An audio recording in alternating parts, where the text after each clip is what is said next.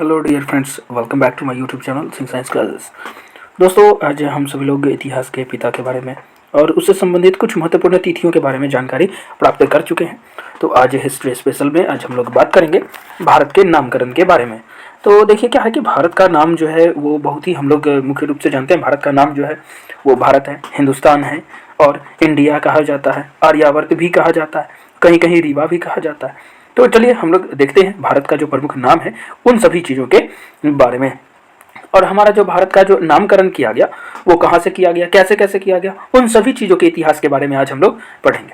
India शब्द जो है इंडस से निकला है। इंडिया शब्द जो है वो किससे निकला है? इंडस से निकला है। और जिसे संस्कृत में इंडस को क्या कहा जाता है? सिंधु कहा जाता है। तो इंडिया शब्द की जो उत्पत्ति है वो किससे हुई है? इंडस से हुई है, जिसका संस्कृत में शाब्दिक अर्थ क्या होता है? सिंधु होता है। भारतवर्ष नाम सर्वप्रथम पाणिनि की अष्टाध्यायी में आया है।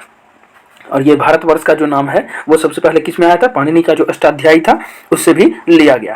भारत देश का यह नामकरण ऋग्वैदिक काल के प्रमुख जन भरत के नाम पर है। मतलब भारत का जो भारत नाम पड़ा है वो किनके नाम पर पड़ा है?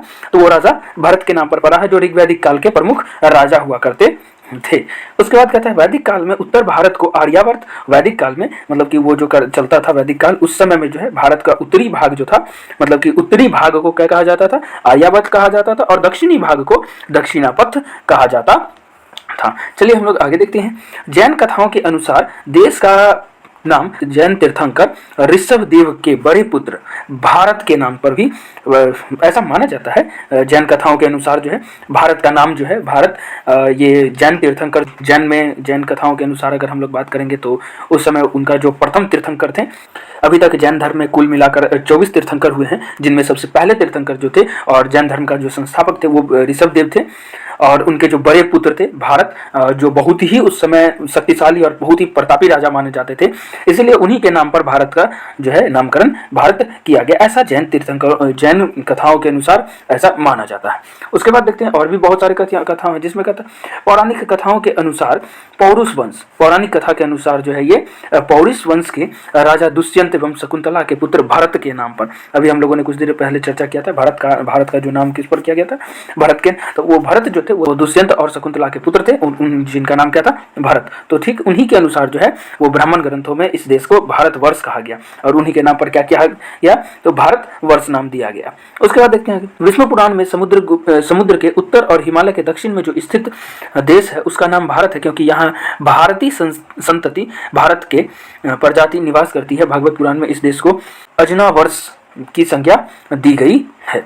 मतलब देखिए, ये कहता है कि विष्णु पुराण जो था, विष्णु पुराण में क्या था है वो ये कहा गया है कि ये जो भारत है वो समुद्र के उत्तर में और हिमालय के दक्षिण में स्थित है, और यहाँ पर जो है वो भारत की जो संतान है वो भारतीय संतति, मतलब कि भारत का जो प्रजाति है वो पाया जाता है, इसलिए इसको भागवत पुराण में जो है वो अजनाभ वर्ष भी कहा जाता था भारत को। उसके बाद देखते हैं हम लोग आगे।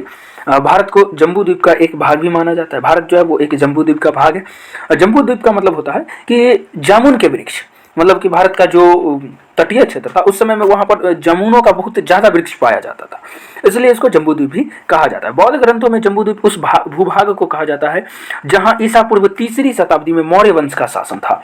तो बौद्ध ग्रंथ के अनुसार क्या कहा जाता है? जम्बूद्वीप वैसे भूभाग को कहा जाता है जो ईसा पूर्व में, मतलब 3री शताब्दी के जो ईसा पूर्व में, मतलब कि जिस समय मौर्यों का शासन था, जहां पर भी मौर्यों का शासन था, उसको क्या कहा जाता था? जम्बू द्वीप कहा जाता था। उसके बाद देखिए दोस्तों, यहाँ पर यूनानियों ने जब आया तो यूनानियों ने भारतवर्ष के लिए इंडिया शब्द का प्रयोग किया, जबकि मध्यकालीन लेखकों ने इस देश को हिंद अथवा हिंदुस्तान नाम से संबोधित किया। मतलब यूनानी जब हमारे भारत आए तो भारतवर्ष को क्या कहने लगे? इंडिया कहने लगे।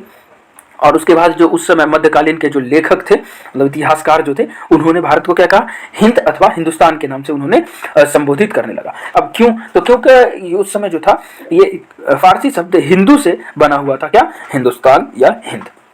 चलिए हम लोग आगे देखते हैं। फिर कहता है क्या यूनानी भाषा इंदे के आधार पर अंग्रेज इसे इंडिया कहने लगे। यूनानी भाषा जो था उस समय भारत को क्या कहा जाता था? इंदे। और उसी के आधार पर जो है अंग्रेज सब हम लोगों को क्या कहने लगे? इंडिया कहने लगे। हमारे देश को क्या कहने लगे? इंडिया कहने लगे। देश का वर्तमान नाम भारत भी प्राचीन काल से प्रचलित रहा है।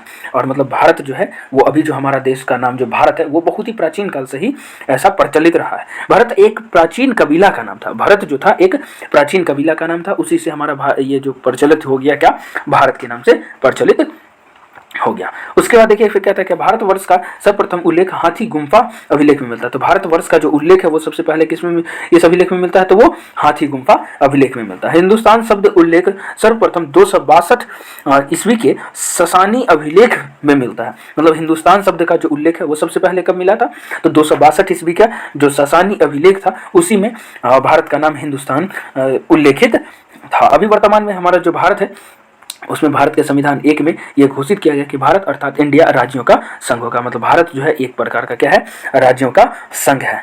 अर्थात हमारा जो अभी भारत का जो संविधान चल रहा है उसके अनुसार भारत का जो नाम है वो भारत ही रखा गया। तो दोस्तों इस तरह से उम्मीद है आपको भारत और भारत का जो प्राचीन नाम थे उन सभी नामों के बारे में आपको जानकारी मिली होगी। अगर आपको ये वीडियो अच्छा लगे तो लाइक कर दीजिएगा, और हाँ, अगर आप हमारे चैनल पर नए हो तो चैनल को सब्सक्राइब कर लीजिएगा ताकि आपको नए नए वीडियोज़ के नोटिफिकेशन से सबसे पहले मिलते रहे। तो दोस्तों उम्मीद है आप सभी लोगों को ये वीडियो अच्छा लगा होगा, तो बने रहिए हमारे साथ। फिर मिलते हैं हम लोग दोस्तों एक अगले वीडियो में, नए वीडियो में एक नई जानकारी के साथ।